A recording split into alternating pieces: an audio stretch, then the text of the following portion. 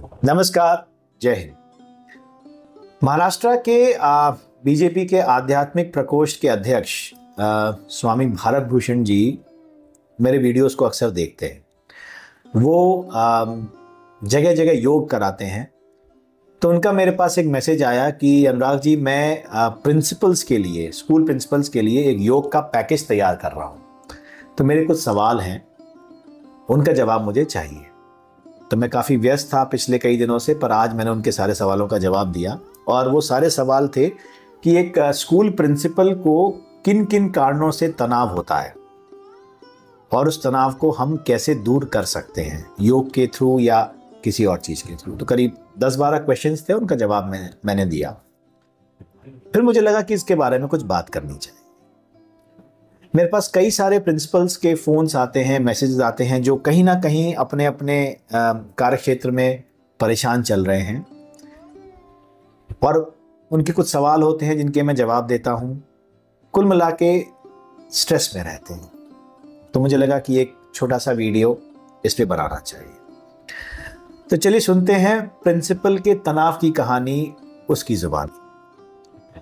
लोग सोचते हैं कि एक प्रिंसिपल जो होता है वो करता क्या है। टीचर सोचते हैं कि दिन भर ऑफिस में बैठा रहता है, क्या काम है उसको, सिर्फ हम पर चिल्लाता रहता है, बोलता रहता है या बोलती रहती है, कोई काम तो वो करता नहीं है।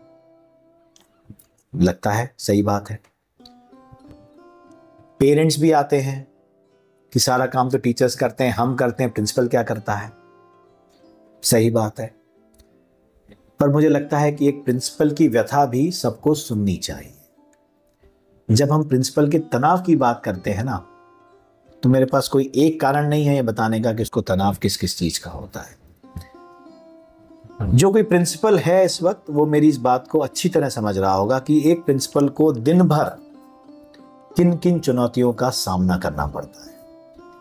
सबसे पहली चुनौती तो होती है overall management of the school, क्योंकि स्कूल में कुछ भी गलत होगा उसकी पूरी जिम्मेदारी स्कूल के मालिक पर नहीं होगी, उसकी जिम्मेदारी होगी principal. Principal will be held responsible for each and everything that happens in the school. Management को जवाब देना, पेरेंट्स को जवाब देना, टीचर्स को जवाब देना, बच्चों के सामने एक रोल मॉडल बन के रहना, कितना स्ट्रेस उसको होता हो। एक क्वेश्चन उन्होंने पूछा कि सबसे ज्यादा तनाव और सबसे बड़ा चैलेंज आपके लिए क्या है।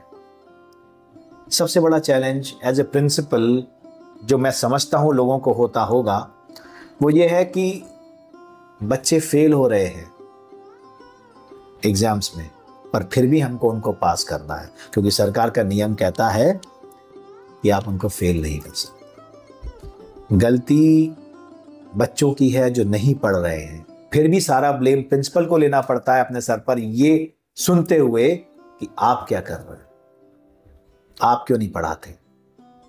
आपको लगता है वो आदमी उस चीज का ब्लेम लेता है जो गलती उसने नहीं की। फिर उसके बाद पेरेंट्स के सारे इल्जाम सुनना, मैनेजमेंट की सारी फटकार सुनना। मैनेजमेंट चाहता है कि प्रिंसिपल दिन रात काम करे स्कूल की वृद्धि के लिए, पर अप्रिशिएट नहीं करना चाहता उसको। एक्सपेक्टेशंस बढ़ाते जाता है, बढ़ाते जाता है, बढ़ाते जाता है। वो चाहता है कि गुलाम बना के उसको रखा जाए, सुबह 7 बजे आए और रात को 10 बजे जाए। वो भी झेलता है प्रिंसिपल। उसके बाद सरकार के इतने सर्कुलर्स, इतने नियम, इतने इंस्पेक्शंस, वो भी झेलता है प्रिंसिपल। फिर भी अगले दिन सुबह 7 बजे तैयार होकर मुस्कुराते हुए स्कूल आ जाता है। तो जो लोग मेरे इस बात को सुन रहे हैं, जो लोग कुछ चेंज कर सकते हैं, स्पेशली मैनेजमेंट्स, प्रिंसिपल इंसान होता है, उस पर विश्वास करिए। उसकी भी हद होती है, उसकी भी लिमिट होती है। उसको पूरी तरह एग्जॉस्ट करके आप कुछ नहीं पा पाएंगे। अगर प्रिंसिपल खुश नहीं है तो आपका स्कूल भी ढंग से नहीं चल पाएगा। पेरेंट्स से कहना चाहता हूं, प्रिंसिपल्स की इज्जत करिए, उन पर विश्वास रखिए, आपके बच्चों को संभालने की, उनको पढ़ाने की, उनका जीवन सुधारने की पूरी जिम्मेदारी उस इंसान के ऊपर है और आप उस इंसान की ही बेकदरी करते हैं। टीचर से कहना चाहता हूं कि प्रिंसिपल के ऊपर पड़ा हुआ प्रेशर समझो।